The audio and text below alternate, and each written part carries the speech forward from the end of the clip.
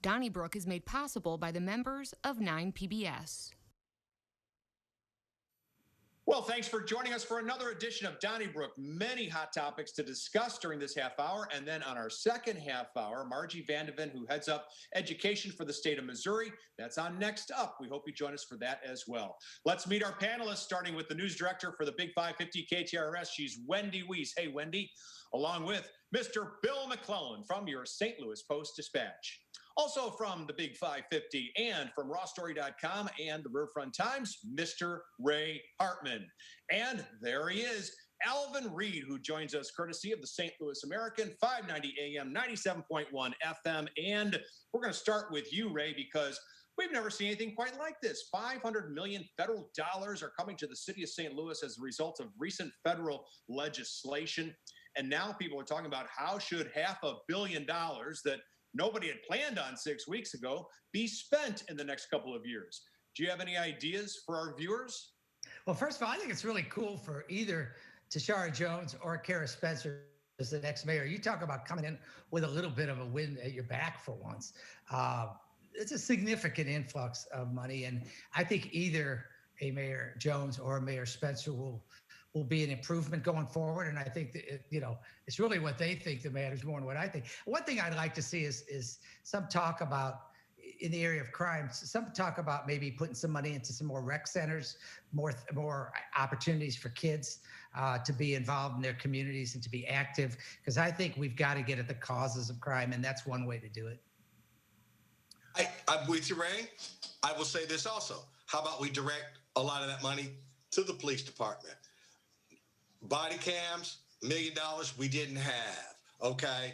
How about we build and operate a state-of-the-art police headquarters on the north side of St. Louis? And within that campus, we have a picnic ground. We have places that anybody wants to come and be safe and look at the geese and do this and do that. They will always be safe because you are on police grounds. How about we do that?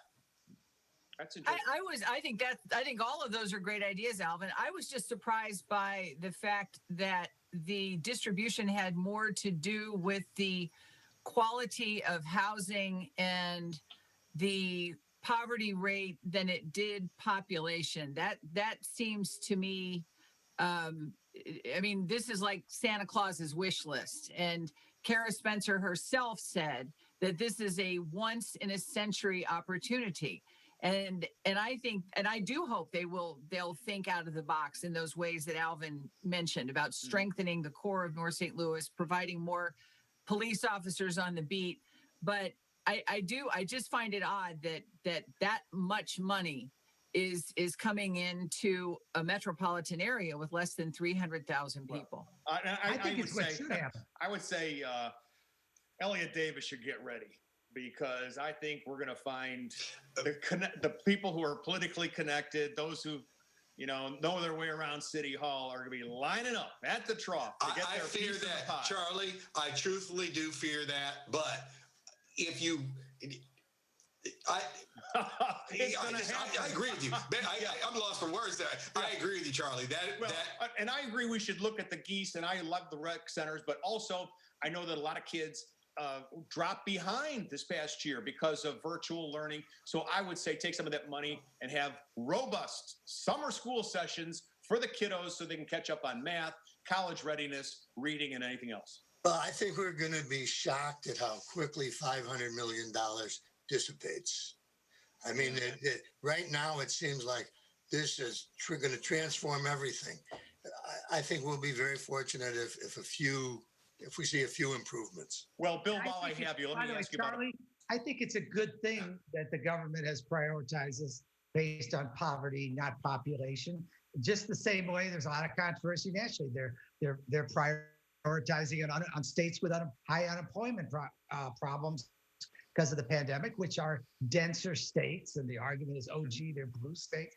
I think you need to target this kind of money at the people that are hurt the most. I don't think definitely.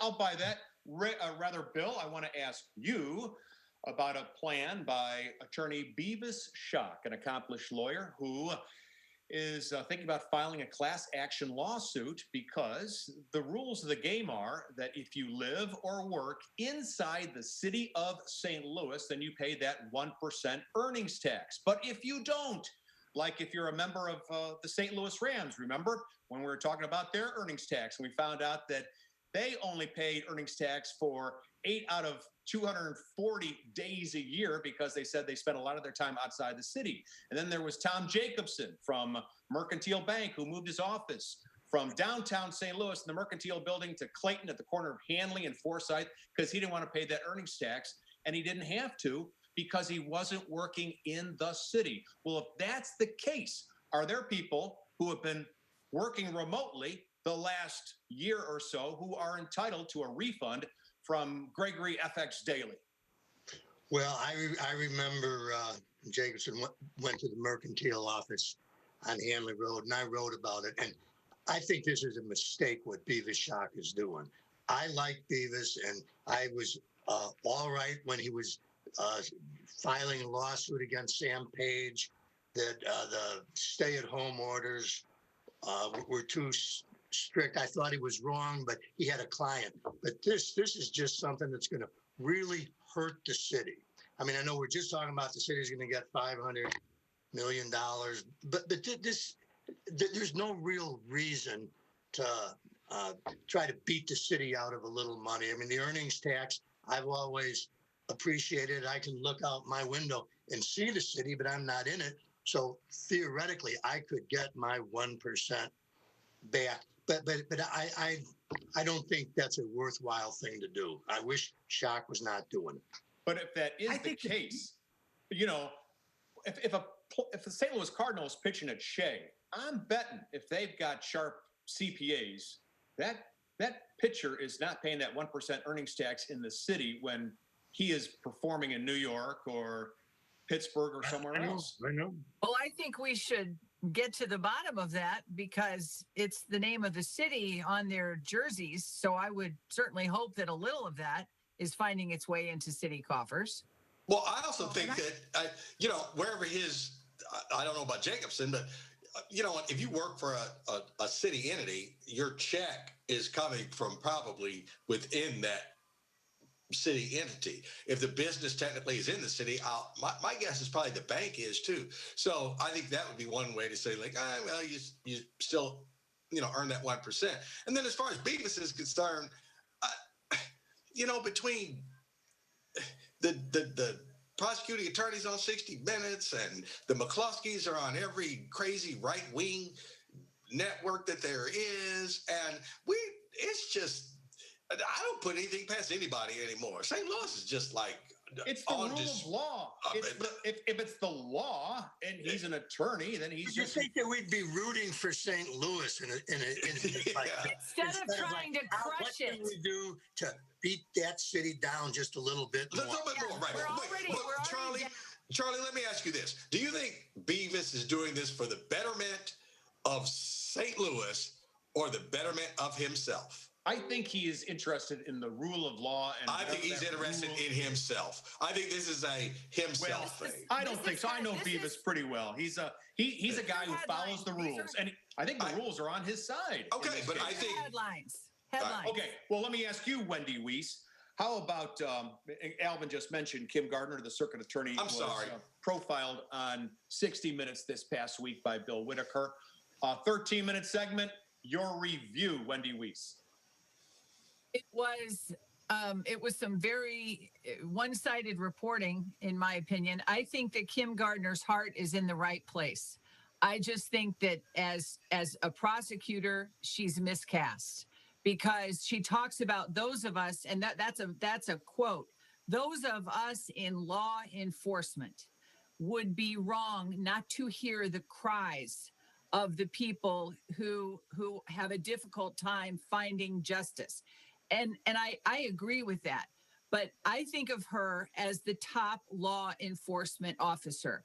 She is wanting to socially, there's socially and cultural engineering going on, I think, in her mind, because she's trying to right 400 years worth of wrongs. And I just don't think that's what the prosecutor's office is for. It was all about the victimization of Kim Gardner. And that's not what it's about right now. It's about a soaring homicide rate, the grotesque phrase pediatric homicides. It was completely one-sided when he said that in St. Louis, there is a great divide between the affluent and the poor. And I thought, what city in the world doesn't have a divide between the affluent and the poor? He's a fine reporter. This didn't live up to his reputation. I thought it was. I always think it's disquieting when there's something on national news about St. Louis, and I look at it and go, that's not really the way it is. I think that, Jeff Rorda was a big part of the show, and there was a problem between the African-American community and the police before Jeff Rorda, but he made it worse. And we had crime in the streets before Kim Gardner became circuit attorney, but I think she's made that worse. And nobody appointed these people. I mean, the citizens elected Kim Gardner, and the Police Officers Association has hired Rorda. And it's an interesting story. And I think that they just tried to put round pegs in square holes and make it look like, Kim Gardner is the sheriff who's run into the city and the corrupt system and everybody's against her. And it's a little more complicated than that, I think. Well, Ray, we're talking about the Kim Gardner piece on 60 Minutes, and I know you had to take a smoke break there. Welcome back. It's funny with Zoom. I was just fine, and all four of you were frozen. I don't know how that worked. Oh, well, you thought it was a good piece and that she acquitted herself well. It's called the internet connection crashing. Thank you very much, Spectrum. No, I liked the piece, and I thought, I don't know that everybody agreed. I personally thought Bill Whitaker did a very good job with it. Any city's going to have questions when 60 Minutes comes in and does piece. There's no question that he was partial to Kim Gardner, but I thought he crushed Jeff Rorda. I thought Sergeant Robert Ogilvie crushed Jeff Rorda. I thought Megan Green crushed him. And when Jeff Rorda was on and he's trying to defend the racist stuff from the cops, and he says, and Bill Whitaker says, well, what about the Punisher? And I think that actually Rorda brought up, said, well, it's just the Punisher magazine. And Bill Whitaker says, well, isn't that a white supremacist thing? And he goes, well, that doesn't mean they were being white supremacists. I thought, well, that's a really great answer. Jeff Rorda is easy to support, and that's what they used him for. And I thought Kim Gardner looked better, and I just thought I thought she looked good. Well, but was there one hardball question? Ray, no, I think she was. Okay. It was definitely positive for her. Okay, and I'm not suggesting, but I think she handled it well. Well, I would say this.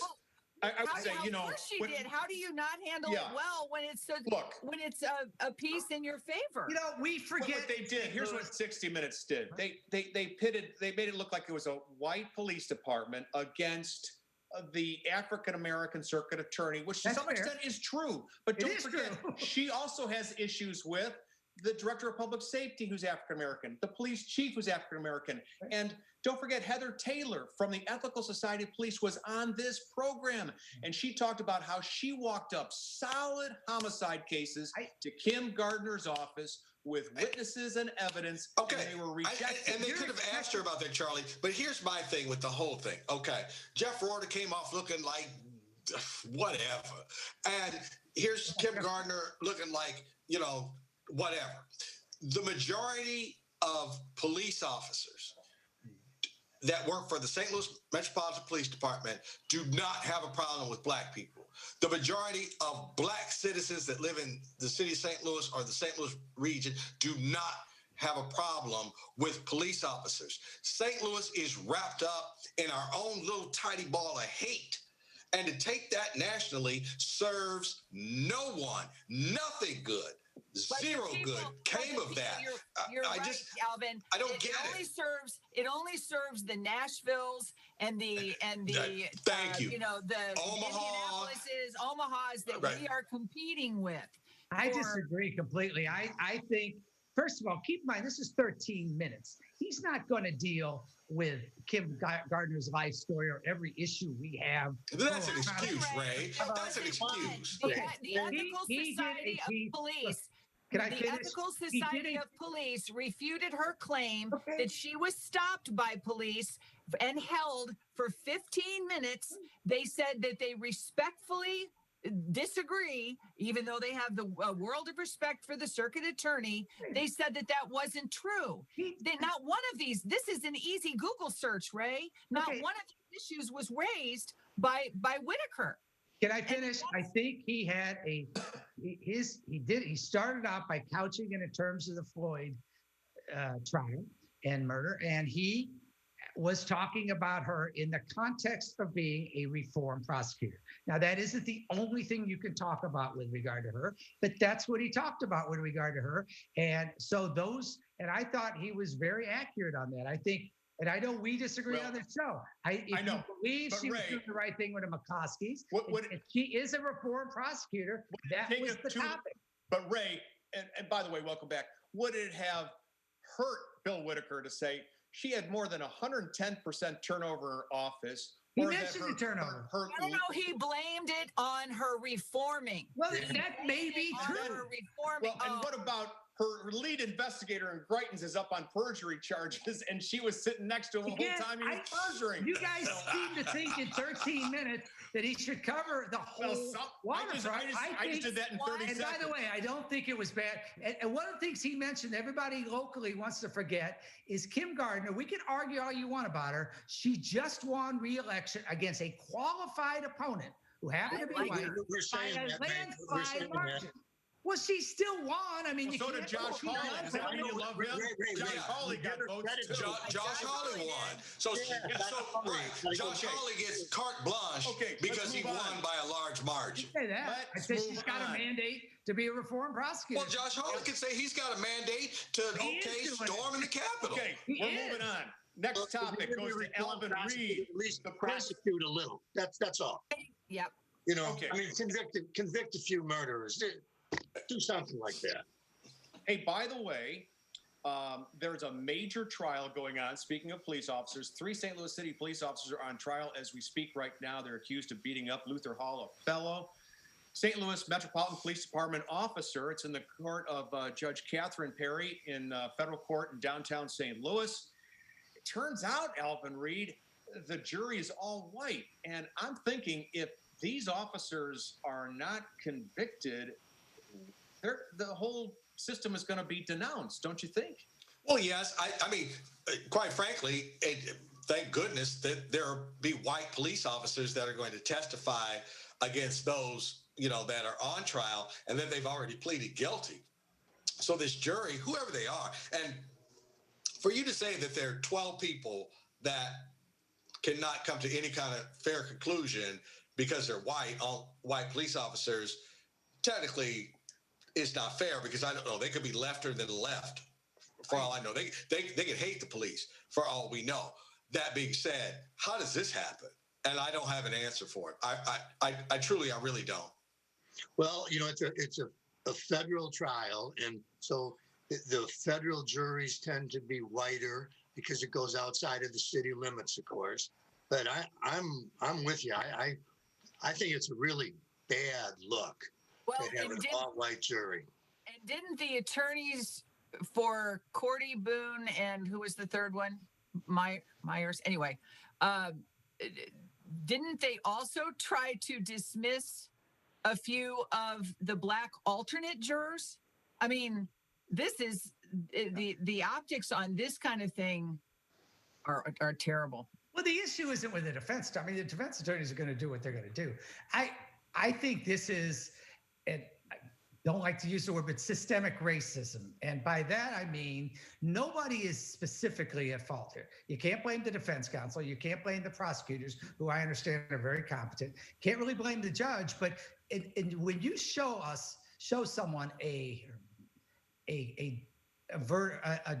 trial in which, let's say, the black officers on trial and you have an all black jury, then I'll believe there's no systematic racism. Meaning, can you imagine an all black jury in our society in a federal government? And Bill's right, it draws from a larger district, so it's not that. But the point is, it is systemic. It's just one of those things that nobody has to do anything particularly racist. You get a terrible result where in a racially charged trial, you've got an all-white jury. And I agree with Alvin. It doesn't impugn them, but it's crazy. And again, if there was this is getting into definitions, right? I mean, like I always thought systemic racism, there's something you could do to change it. There's something you can say, okay, we've got to fix this. We've got to do. And with this, calling it systemic racism, what would you do to change it? I don't know. I think something, though, because it's very, I'll tell you more what. Specific than something. I don't know. I just think this is an example of how when we pretend like we're race kind of colorblind, the fact is just never been a case where an all black jury has been involved in a case like this. It would never happen. So I don't know. I don't know what the answer is. Jury of your peers. I don't know. Now, as for the prosecutors, could they have just held out and just told them, said like, listen, I'm not sitting in all white panel, so thus we'll do jury selection for the next 2 years if we have to. Then we'll just do jury selection for the next 2 years. I don't know if they had the ability to do that. I don't think they do. I think Ray is right, because the system says that the defendant is supposed to be judged by his peers, not the victim. It doesn't say that the victim has a right to have his case in court determined by his peers. It's the defendant. So that's the way it works. It's the system. Ray, want to ask you about the Missouri Tourism, which has a new ad campaign, and an African-American actress is heading it up, encouraging people to come to St. Louis. But it's been pointed out that this happens while the NAACP is in the third or fourth year of cautioning African-Americans internationally to be careful about visiting Missouri. I happen to think, hey, let's bring everybody to Missouri and fill our hotels, because that beleaguered industry needs it. And there are a lot of people who are brown and black and white and yellow and whatever color who need that green. What do you say?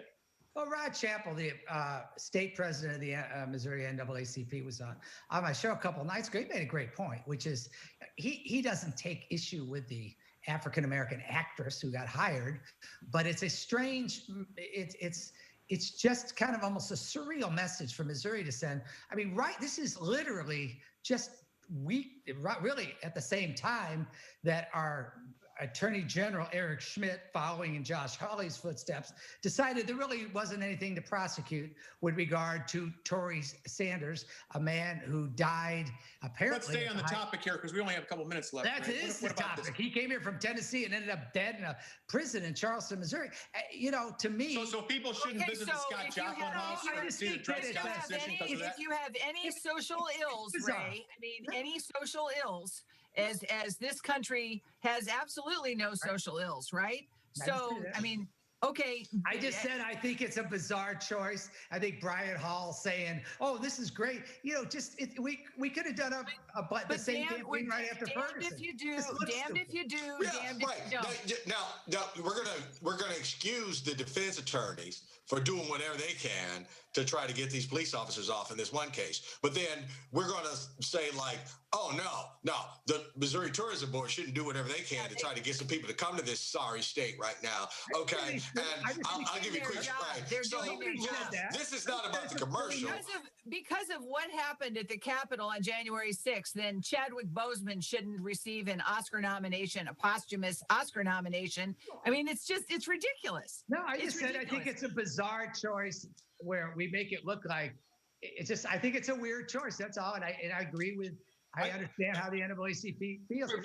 But what's weird and strange about them hiring a black actress? I mean, that seems like it's a step in the right direction, doesn't it? Right. And who cares? Because basically, just like the late Hattie McDaniel said about, they asked her after Gone with It, why are you always playing maids and mammies? She said, because I'd rather play one than be one. So, listen, to the party. Nobody's arguing that, Ray. Nobody's arguing that. But still, you can't be damned if you do and damned if you don't. And that's what you're saying about the tourism. He thought it was a weird choice. I think it's a weird choice. I don't think that anybody's saying it shouldn't be diversity in the commercial. It's just, I agree with him. I think the NAACP has got bigger things to worry about than that nonsense commercial and budget. Look. I think that Mr. Chappell was upset because they turned his microphone off at Jeff City. So I'm going to turn yours off for just a second, everybody, while we move on to the next topic. And that would be Marcus Robinson. With 2 minutes ago, Wendy Wiese is the superintendent of Normandy, but he doesn't have his PhD yet. He has his undergrad from DePaul. He has 2 master's degrees, one from Columbia, the other from Butler. And he's working on his PhD from Columbia. He hopes to get it by May. But there are people who say that he should go, including the Post-Dispatch editorial page, because he's not Dr. Marcus Robinson yet. What do you think? Britta Herd-Days was the one who said that the number one concern at this moment is accreditation. And it's difficult, even though it isn't required that you have your doctorate if you are a superintendent. The job that he took it pays $215,000 a year. And I know that he's eminently qualified, but the Normandy children deserve more than this kind of distraction, in my opinion. And you should hold the people accountable, the ones who hired him. It was a 4 to 7. It was a 4 to 7 year program, and it's been 10 years, and he doesn't have it. Well, I think you want those guarantees up front, as they say. We only have 30 seconds to go, but don't forget their application goes in the fall of 2022, so he's got some time to get that. Okay. Well, I think the big problem was he said he was going to get it done, and he didn't get it done. Right. I suspect he stepped on some toes when he was reforming that district, and now there are people who are saying, we don't like you because you're not a doctor. I think there are a lot of people who aren't PhDs who are great educators, but you know what? Why don't we pose that question to Margie Vandeven? She heads up education in the state of Missouri. She's the commissioner of DESC, and she's our guest on Next Up, which is just a few moments away. So don't, under any circumstances, touch that dial. Donnybrook is made possible by the members of 9 PBS.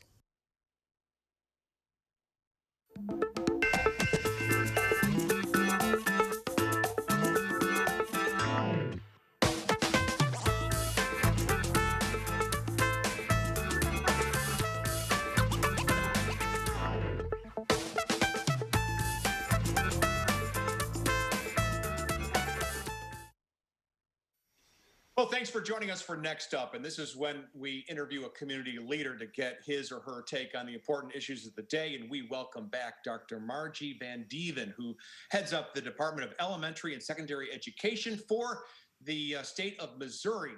Commissioner Vandeven, thank you so much for joining us. How are you? Doing great, thanks. Thanks for having me. Well, I'll tell you what, I was reading the Boston Globe, and they were talking about how cities like Chelsea, Mass, Framingham, Mass, the city of Boston are now preparing for summer school, robust summer school, because they feel that a lot of the students during virtual learning slipped behind where they should be.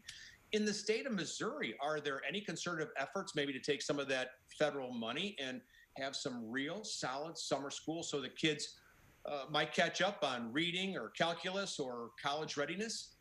Yeah, absolutely. I think that's one of the main purposes of those fundings is to determine the best way to bring students back to where they need to be for anything that may have been missed.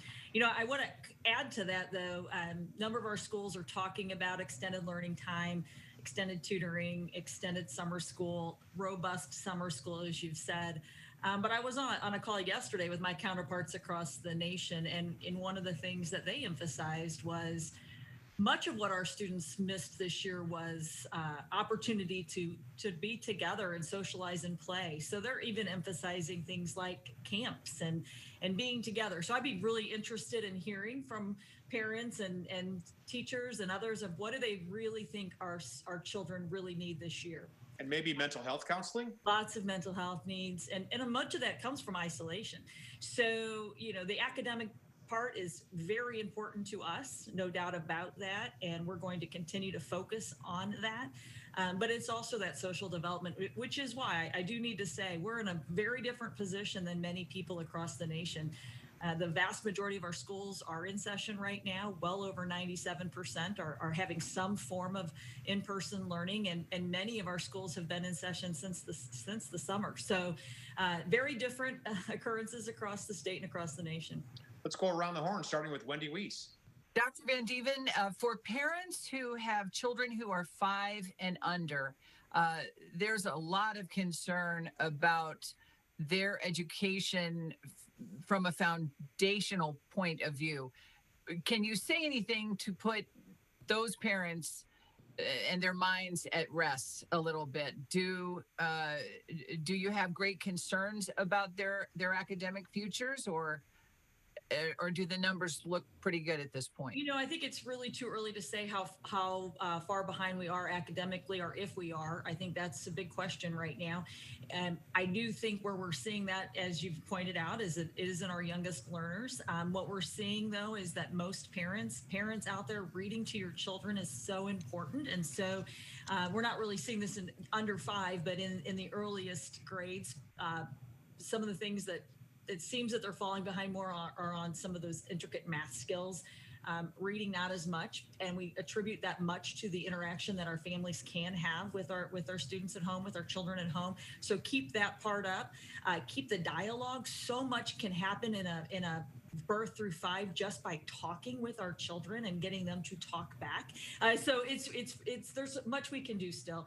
I was in a school Monday where was the first day back, and the kids were great. I just have to tell you, I was so pleased to see these kindergartners.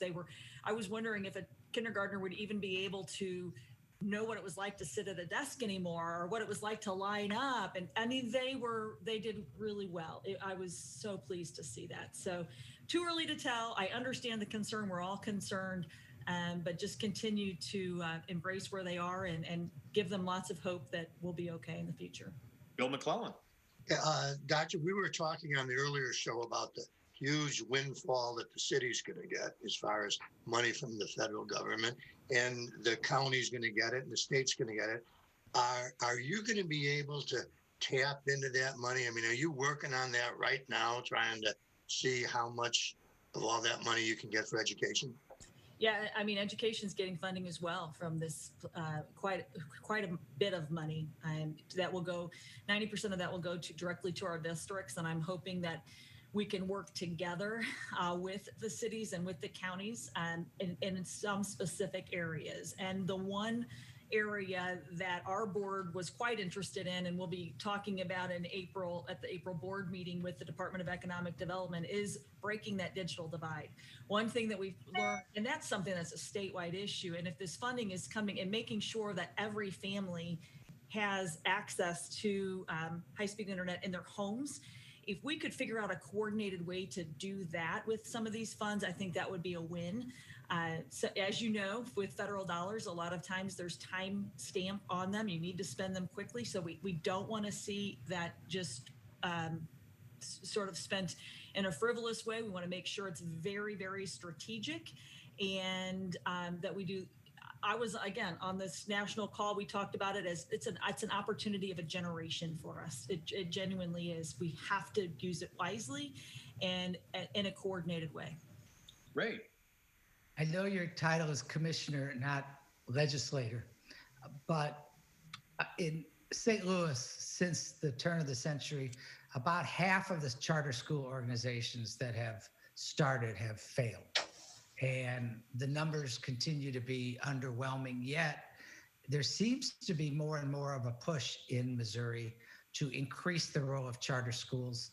How do you see your department handling that? What is your reaction to that? You know, we have taken the position not to necessarily take a position on the charter schools, but on quality schools. And so what you're seeing is a much more active role in the charter sponsors that are closing failing schools, making sure that they don't exist, that if there is an additional option, that it is of high quality. We'd like to see that. From the department's perspective, where we keep focusing our energy on things like early childhood, because it doesn't matter if they're in a traditional public school or a charter public school, a virtual school. Early childhood matters. We know it. The data is there to tell us that. Great teachers. I mean, again, it doesn't matter what the format is. Those great teachers just matter. So I think that's where the department comes from. High quality is certain. To us, there's no reason to provide an additional option of a charter if it's not going to be a high performing school. Alvin. I think there'll be some things that we will keep after all of this past year, 18 months, you know, like the grocery store line. I don't think we'll ever all be upon each other. There will be a social distance. I think there'll be a percentage of students who, I want to go to the basketball game. I want to play a sport. I want to be socially active, but I don't want to go to that school part anymore. I like doing it online. Are you prepared for districts who say, like, well, I've got like 20% of my students who would just assume do online learning and then do, you know, the social activity. So are you hearing that, or is there a plan to address that? Yeah, I'm absolutely hearing that. And I think it's something we've said all along. If we don't learn from this experience, shame on us. And we really have to think about what's working, what's not working. It appears that somewhat what you've just articulated has been where people most align, that they want the social interaction. They want to be with their fellow students. They want to play sports. They want to do the... And yet there's many, many things we can do anytime, anywhere learning. And let's take advantage of that. And in some cases, students need extra time. And in some cases, they can move through that curriculum quickly and maybe get, by the time they graduate, number of students are starting to graduate with degrees from college. Like, how do we work that out? I don't think they necessarily want to graduate at 16 from high school. They might want to stay in and do things like you said, the proms and all. But why not give them exposure to all of these, access to all of these other courses that they might acquire now through online learning? So a quick follow up to that. Would it be like, okay, if you're carrying a 3.0 average or something like that then you can do, you know, in-house learning all the time? Or would there be any parameter, or do you think? Well, see, now that's where you're going. The devil's always in the detail, right? Yeah. We're talking a lot about the competency-based learning or whatever. There's a number of terms for that, but it does come down to some of the most interesting. How do you talk about engagement? How do you talk about course completion? How do you transcript credit? What is this? Will colleges accept that kind of credit? And so it is what you pointed out is really important. And who has the authority necessarily to decide some of those things? Mm-hmm. Should the school district be able to say to a parent, your child's not suited for online learning right now, they do better in the classroom? Or should that be left to the parents' absolute control? So lots of things that we need to sort through. We have developed an early task force group to look at that. We have the Bellwether Institute is doing a big study on competency-based learning, what that would look like in the state of Missouri. Okay, another big one, devil's in the detail. How do you pay for that? Because right now we pay on seat time in Missouri. And, okay, good point. You know, it's just, there's good just point. So many things. It's all good stuff, but lots of we all forget. I forget I pay for this. You know, that's right. I do pay. Right. It has to feel like you're wrangling fish, like wrangling schools. It's quite a task you have ahead of you. Thank you. I say that I will say this. It's been an exhausting year. You all talked about, I was on here earlier, and I probably, if you went back, I might have aged about you probably should put my face next to it's been a long year, and no doubt about it. But what gives us some energy is thinking about the things that you're talking about. What will the future of education look like? How will we serve our kids better? have you had a chance to look at this proposal in the General Assembly that would allow certain students to transfer to different districts? For example, let's say your parents own a business and they're paying property taxes in another district, or if another district offers a course you can't find, like a course on involving dyslexia or helping kids with dyslexia, or maybe if a neighboring school district more aligns with your political or social views, you might be able to transfer to another district. Is that possible for the future in Missouri? I think it could be. I mean, that's the open enrollment bill is what we call that, and looking at how that will play out. Again, it comes back to, again, Missouri's more complex than some states who do this, simply, again, going back to those local property taxes. So that is probably the hardest thing to figure out, is if you're paying a premium to live somewhere because of your local taxpayer dollars, what does that look like if somebody else wants to go to another school? So we're all about saying, if a child wants a better choice, that's great. It's just trying to get that all to work out appropriately. It's more complex than it might appear. Bill? Doctor, I'm sure there have been lessons learned in education in this past year about how to deal with all this. Is there any particular lesson, anything that if you could go back, you would say we should have done this differently?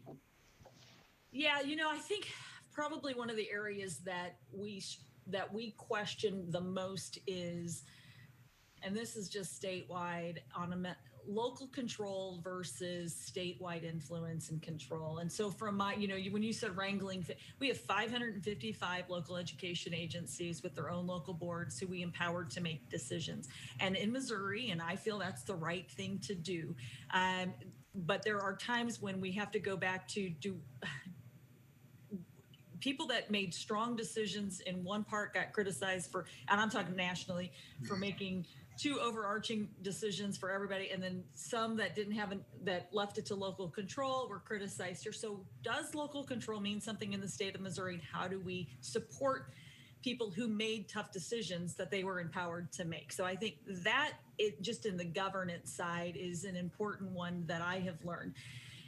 Going back to education with families, I think a big takeaway is the just importance of building those relationships with our parents and having them a part of the education process very early on in the education of our children, and keeping that relationship throughout. So what we've heard from a lot of families is they were either under communicated with or over communicated with. So I don't know if anybody out there right now has multiple children in different schools, but maybe they said, well, we just got pummeled with emails and this is what we were supposed to do from one teacher, and the other one we just didn't hear from. And getting that relationship right and that balance right, because it's really important for all of us. That was a big one. The digital divide is still just tremendous, and who has access to the resources that they need and the educational services that they need is another huge priority for us.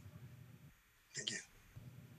Doctor, I've been waiting about a half century to ask this. Do you think grades and test scores are overrated?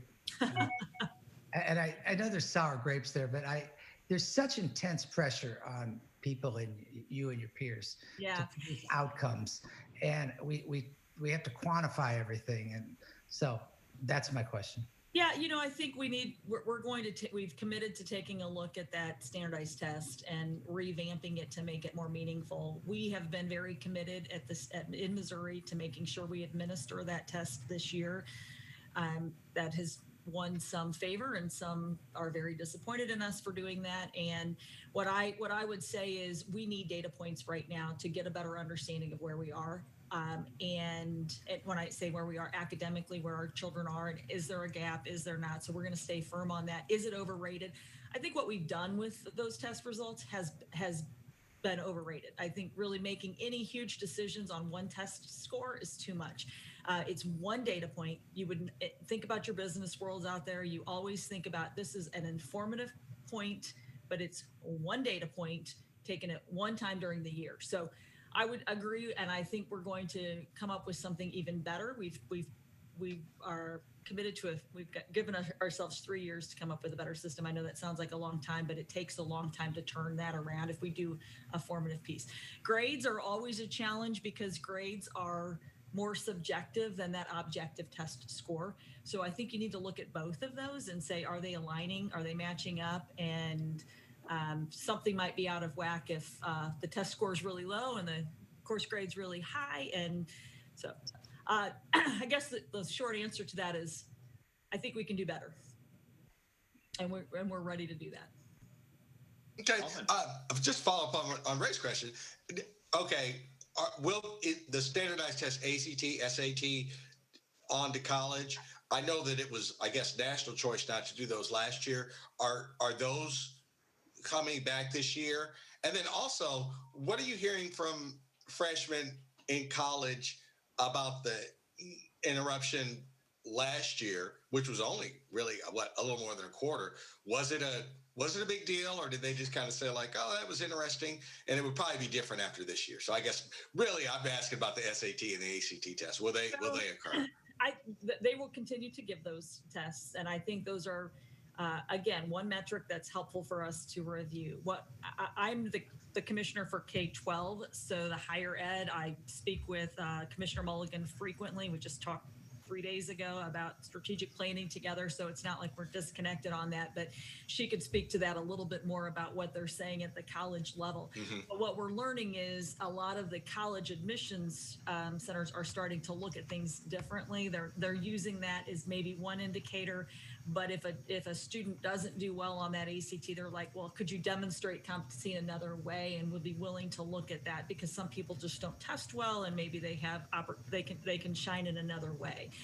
So I think you're going to be seeing more of that, alternate ways.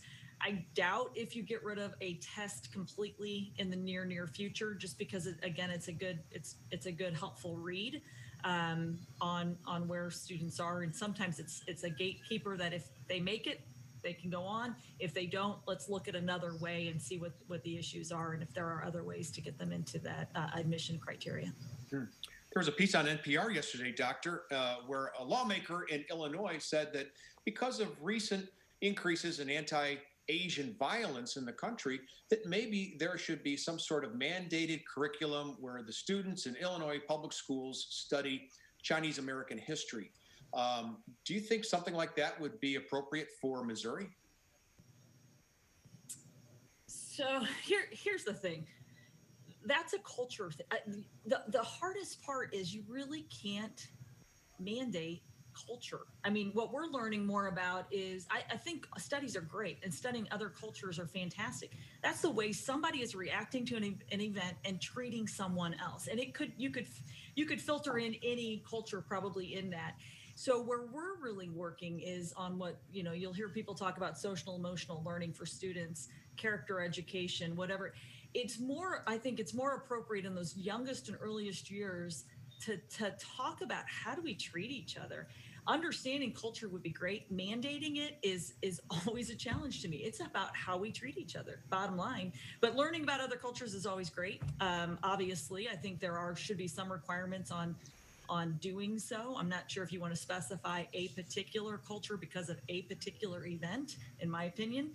I think we need to take a look at all of us and figure out how do we treat each other.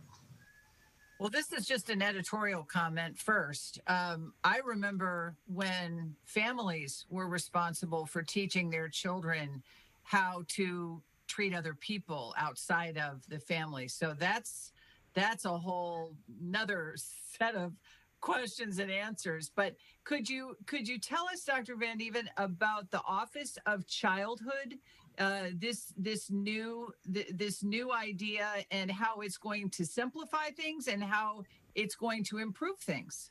Yeah, we're really, really excited about that. So the governor has announced that Office of Childhood will be located within the Department of Elementary and Secondary Education. And what it will do is it will merge existing systems with from social service, the Department of Social Services, and the Department of Health and Senior Services, and our department, and really try to have a one-stop shop for our parents out there. And what we're seeing is in some places there's duplicative effort, and in other places there are what we call deserts. And being for that parent who's able to call, we call it like the soft handoff. If they call us and it's a social services question, we don't necessarily know who the parent should reach out to. We will in the near future. And this is all about thinking in terms of that whole child, their safety, their health, and their education. And really nothing gets me more excited or hopeful than to think about our state coming together and taking care of the safety, health, and education of our youngest children. We need to do that. So we're really thrilled about it. And we think our parents will see this as a great opportunity to help us serve them better. Around here, Doctor, we tend to think of suburban schools in a positive way and the schools in the city troubled. How do the rural schools match up? Are they closer to, are they troubled or are they thriving? Or I know it's very generic, but no, it's what we're seeing right now is we have a bit of a divide, and that's the big thing that we want to conquer. It's every child in the state matters, wherever they live, whatever their zip code. We have children who are struggling in certain parts of the state and more than others, and some of them are thriving. So, many of them are thriving. So I think overall, if you went into our public schools today throughout the state, you'd be amazed. There are some incredible things that are happening in our public schools, innovative ways, but you can see that in the city as well. I mean, that's what you really can. There are places where you can go and see that in our cities and in the rural areas and in the suburbs. The suburbs tend to have a few more resources available to them through their communities. And that's why our rural districts are starting to reach out and do more collaborative work with one another so that they can provide each of their students those opportunities. But I just have to say, overall, I think if you haven't had a chance to go visit your local school lately, try to do that. They really are expanding. I know you started your career as a teacher, correct? I did. Mm-hmm. And I've read somewhere where 40 of the 50 states have teacher shortages. What's your strategy for dealing with that? So it is, that's something you're going to hear us talk about quite a bit. And the pandemic certainly hasn't helped us with that. We were already experiencing a shortage here in Missouri. We were already particularly experiencing a shortage of a diverse workforce. And the research again will tell us that students often learn better if the teacher is reflective of them. And so we need to do a better job there of recruiting. So a couple of things that we're working on. One is what we call our Grow Your Own program, and really getting students excited about the teaching career early, talk to them in middle school, high school, and get them engaged in a program that helps them understand the importance of teaching and what that can do. Some of the other strategies, though, you're going to hear us talk about teacher salary. I know nobody wants to talk about more funding and different, but the reality is we're lower than all of our bordering states right now, and something needs to change for our teachers. We need to do that. So you'll hear us talking about that in the very near future. And but it's not just about salary. It is about giving teachers the time that they need to serve their students. It's giving them the mental health supports that they need in order to do that. And but definitely a concern. So if you know a teacher out there, it's for teachers, and yes, have great yes, I remember you have great respect for our teachers, and they need to hear from you how grateful we are to them and the difference that they're making. So are you staying out of the vaccination battle? Although, your phone rings, it's like every school should be open and every game should be open to fans. And then, until like 2-3 weeks ago, the governor was saying we have no plan to move teachers up, on the vaccination time scale.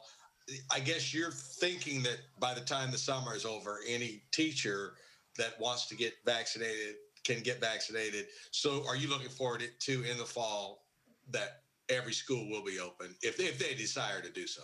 Yeah. And the teachers became eligible Monday. Yes. And so that's where I was on Monday too. My wife got her shot yesterday. Okay. Right. A minute to go. 1 minute to go, Doctor. I'm sorry. What? 1 minute to go. Oh, okay. Anyway, I want to thank our teachers for taking that next step. I'm so excited to see them getting that vaccination. It's really an important step for all of us. It's just one more mitigation strategy that's necessary to be in place. But thank you to our teachers who are doing that. And we're really happy that they are now eligible to do so. And with 30 seconds to go, do you think we'll be 100% in the classroom in the fall? I think 100%. Well, as long as if things stay like they are right now, we will be open in the fall. Whether or not parents choose to send children back, that's the next question. I see. Very interesting. Well, thank you so much for your time on Next Up here on 9 PBS in St. Louis. We sure appreciate your help. Dr. Margie Vandeven, the Commissioner for the Department of Elementary and Secondary Education. Thanks so much. Thank you. Take care. Thanks, everybody. See you next week. Donnybrook is made possible by the members of 9 PBS.